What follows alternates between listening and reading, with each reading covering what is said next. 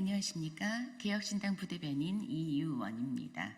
오늘은 가계대출 6조 6천억 증가, 서민 취약계층에 대한 희망이 되는 금융정책을 촉구한다는 내용에 논평하겠습니다. 금융권 가계대출 증가세가 지난달에 다시 확대됐습니다.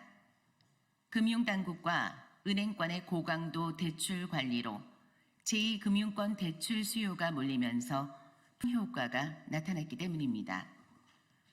금융위원회와 금융감독원이 어제 발표한 2024년 10월 중 가계대출 동향에 따르면 지난달 전 금융권 가계대출은 전월 대비 6조 6천억 원이 증가했습니다. 9월 들어 미래금리 위험에 대한 가산금리를 부과하는 스트레스 총부채 원리금 상환 비율 DSR 2단계 규제가 시행되고 은행들이 대출 요건을 강화하고 한도는 줄이는 등 강력한 옥죄기에 나선 영향이 바로 나타나고 있습니다. 이로 인해 은행권에서 제2금융권으로 대출 수요가 옮겨가는 풍선 효과 영향으로 가계대출 증가폭은 한 달 만에 다시 확대됐습니다. 이는 예견된 결과로 당국의 정책 혼선이 자초한 측면이 크다고 볼 수 있습니다.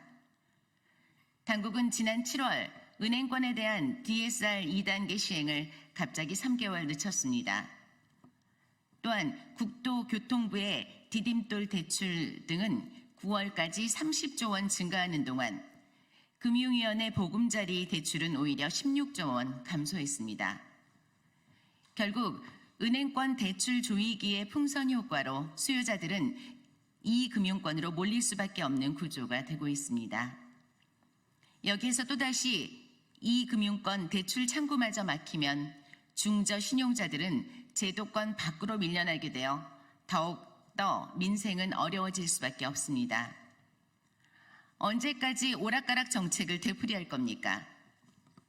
정책의 최우선순위가 가계대출 억제인지 아니면 집값 안정인지 명확히 설정하고 이에 따라 컨트롤 타워가 일관성 있게 추진해야 할 것입니다.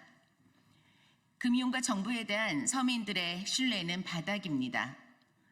미래에 대한 희망이 되어야 할 예금과 대출이 점점 절망으로 바뀌어가고 있습니다.